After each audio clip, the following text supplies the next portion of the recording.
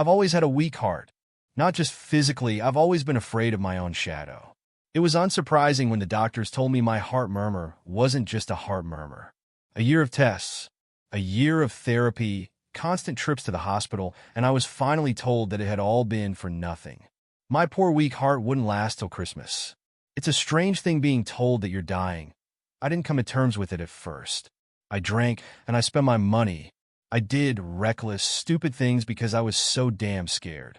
Then I got the news that a young woman called Laura had been declared brain dead and that I, the lucky chosen one, will be getting a brand new heart a week later.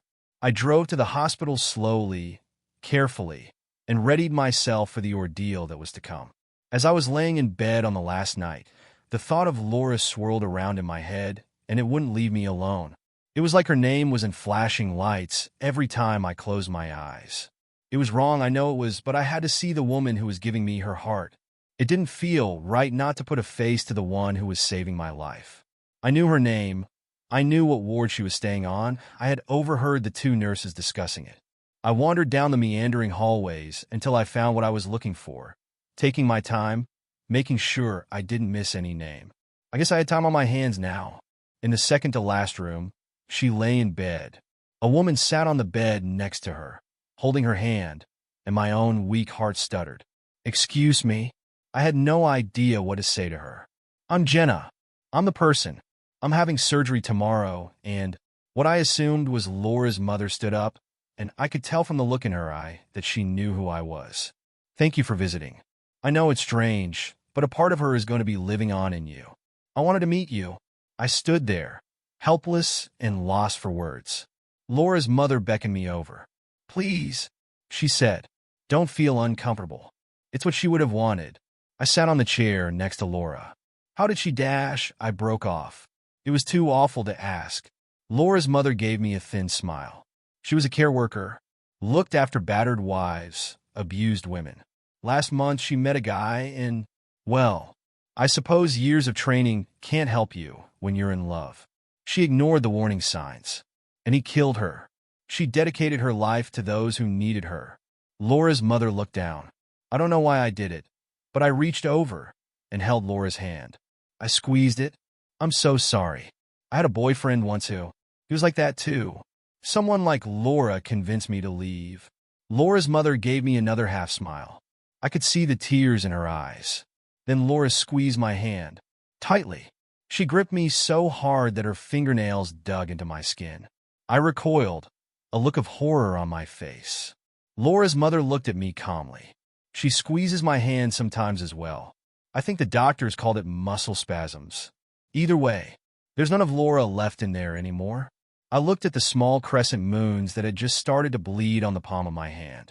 The surgery went perfectly. I was wheeled to the recovery suite after it was over and done with, the raised wound on my chest covered by gauze. It was better if I didn't see it, I thought. I didn't need any more heart issues. I spent the first day doped up on the pain medication, eating only a little and sitting up maybe 2 times. It was a long process, they reassured me. Laura's mother came to visit me the day before I was due to leave. Her calm demeanor hadn't wavered, but I could see that she was suffering. She looked 10 years older, and her hands shook when she gave me a hug. "When are you going home?" "Tomorrow." I told her. "Please come visit whenever you want." I started to jot down my address for her, when out of the corner of my eye, a flash of blonde disappeared through the doorway. The same brilliant blonde as Laura's hair. "Ow!" I cried out suddenly. It felt like someone had sharply squeezed my hand so hard it had almost crushed the bones. Laura's mother rushed to my side, a look of concern in her eyes. "What's wrong? Is it your heart?" She stumbled over the last words, coming to terms with what she had said.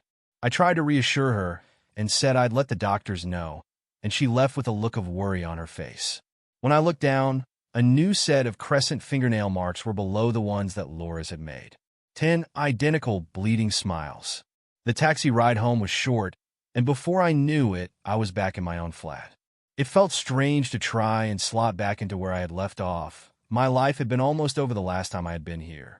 I looked over the mess and the cardboard boxes, The remnants of one night where I had tearfully tried to pack and store my belongings so my parents wouldn't have to do it when I died. Laura's heart beat so strongly it felt like it would come out of my chest.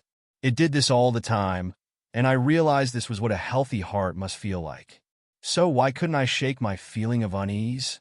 That night, I had a dream. Laura was in her hospital bed, but her mother was gone.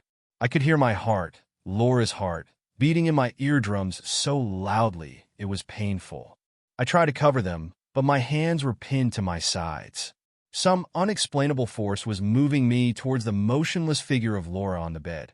Her lips were blue, and the window had come open, whipping her blonde hair around her face. I was almost on top of her when her eyes flew open. They were milky white, the eyes of someone dead. "Get out," she rasped, her voice guttural. I could hear the heartbeat faster and faster, drumming until I thought I couldn't take it anymore. Then I woke up. The sound had been real. Laura's heart was so loud it felt like it would rupture my eardrums, and I screamed in agony, trying to cover my ears. It was useless. It was coming from some deep place inside me. I could feel it reverberating around the hollows of my chest. I stumbled out of bed, gasping for air, and tried to find my phone. I needed to call someone, anyone, an ambulance or my mom. Anyone that would pick up. "Get out." It was a faint whisper over the hammering thumps of Laura's heart, a low guttural voice that sounded like it had been made by an animal, and I crawled to the door, down the hallway, choking on my screams for help. My neighbor opened the door, his eyes as wide as saucers at the sight of me on the floor clutching my chest. He drove me to hospital as I cried in the passenger seat of his car. After about 50 different checkups, the doctors told me that absolutely nothing was wrong with me.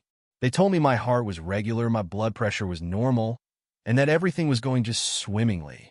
I stood in the waiting area, wallowing in my shame and frustration. That heart didn't belong to me. My phone buzzed on the counter, an unknown number. Great. That was all I needed. More unexplained, scary things like a stranger on the end of the phone. My voice sounded small on the line. "Hello. Good morning. This is the Thames Valley Police. We've called to report an incident that occurred in your flat at around 1:30 a.m. today." I felt a wave of embarrassment. "I'm so sorry. I recently had surgery, and I wasn't feeling well. I had to have my neighbor drive me to the hospital, and I think I panicked a little in the hallway before I left." There was a small silence on the other end of the phone. "I'm afraid this is something you might want to be sitting down for." I felt Laura's heartbeats, strong and calm. "There was an incident of forced entry by Mr. Samuel Matthews. According to our police records, he's your ex-partner, and you filed a restraining order against him in September 2017. My blood ran cold. "I did. He's in police custody. We found an automatic weapon on him, and we believe he had the intent to harm you. We have an officer currently stationed at your flat who can fill you in depending on how long your hospital stay will be." I thanked him and hung up the phone. For a moment, I leaned against the wall, the horror slowly spreading over me. If I had been in my flat 10 minutes later, he would have found me. Laura's heartbeats filled my ears again, but now they were gentle, calming. Her mother said she dedicated every part of her to helping those who needed it. I put both my hands on my chest, overwhelmed by my own gratitude, and listened to Laura.